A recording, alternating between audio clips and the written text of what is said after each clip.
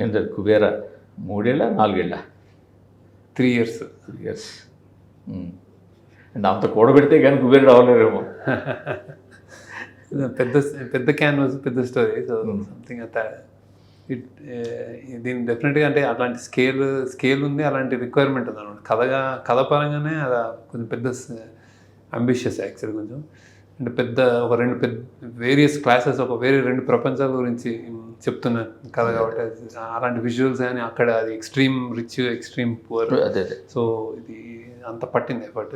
రైటింగ్లో కూడా అది ఇలాంటి చేస్తున్నప్పుడు కొంచెం ఇంకా ఇట్లాంటి అంటే ఇట్లాంటి క్లాస్ డిఫరెన్సెస్ పెట్టడం రాత కూడా కష్టమే. అంటే దాన్ని కమర్షియల్ చేసి, దాన్ని ఎంటర్టైనింగ్ చేసి, దాన్ని థ్రిల్లింగ్ చేసి, ఎమోషనల్గా సస్టైన్ చేసుకుంటే అన్ని ఎలిమెంట్స్ పెట్టడానికి కథ కూడా టైం పట్టింది. సో దాన్ని మేకింగ్ కూడా టైం పట్టింది యాక్చువల్లీ. మీరు చెప్తున్న దాన్ని బట్టే ఇన్ని ఎలిమెంట్స్ని ఒక కథలోకి తీసుకురావాలి, అందులో మీరు అనుకున్న స్టైల్లో. కరెక్ట్.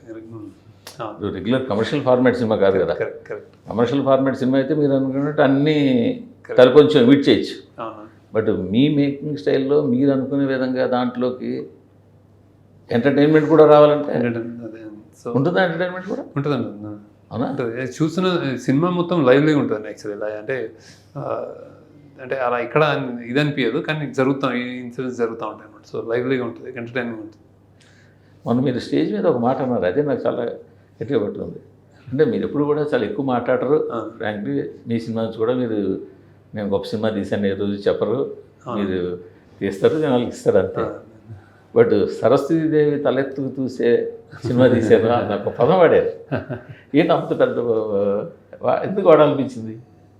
అంటే ఇది ఒకటి బేసిక్గా నేను ముందు ఆనందంలో గుర్తొచ్చింది. నేను అట్లా కూర్చొని నేను ఆలోచిస్తూ ఉన్నాను ఏం చెప్పాలి అది ఆడియన్స్కి. అంటే ఏంటంటే నా సినిమా గురించి నేను చెప్పడానికి ఇష్టపడతాను బేసిక్గా. ఇది ఆ కష్టము, మేము పడిన కష్టము, జర్నీ,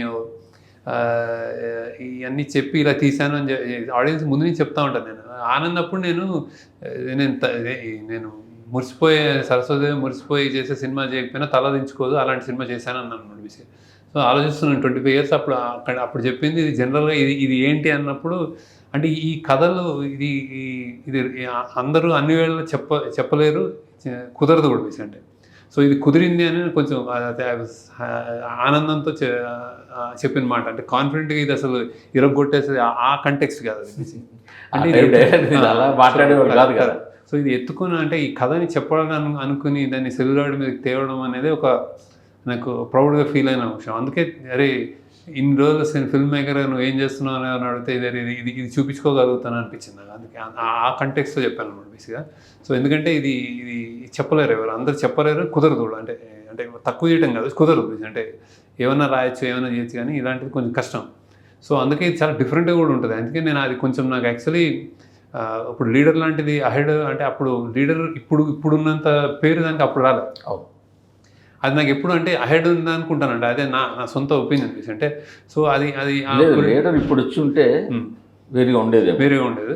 ఎందుకంటే ప్రాబ్లీ అప్పుడు పొలిటిక్స్ అనగానే ఇంటర్వెల్ నుంచి వాళ్ళు సొంత కథలు రాసుకుని బేసిక్గా వీడు వచ్చి వాడిని కొట్టేస్తాడు, వాడిని టిట్ ఫర్ టాట్ అవుద్ది అని ఒక హీరో చీఫ్ మినిస్టర్ అయ్యి కూడా వాడు సిస్టమ్కి వీడు కూడా సకం అవుతాడు అనేది అంటే ఇలాంటి సినిమాలు తీయచ్చు అని అర్థం కాయ ఉండదు. సంథింగ్ ఏదో దట్ లీడర్లో జరిగింది.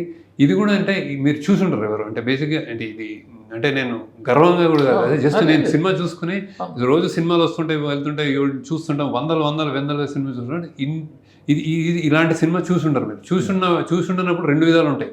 అదే అది అతి గొప్ప సినిమా అని ఉంటుంది, ఎప్పుడు చూడలేదు అరే వావ్ అని ఉంటుంది, లేకపోతే అది చెత్త సినిమా అని ఉండొచ్చు, ఎక్స్ట్రీమ్ ఉంటుంది basic. So that kind of ఇది వస్తుంది, ఇది ఇస్తుంది అనమాట బేసిక్. అంటే ఇది ఆ కొత్త ఎక్స్పీరియన్స్ ఇస్తుంది. సో ఆడియన్స్ ప్రిపేర్ చేయడం కూడా అవసరమేమో అనిపిస్తుంది. అంటే బేసిక్గా అరే ఇది కొత్త సినిమా చూస్తున్నారు.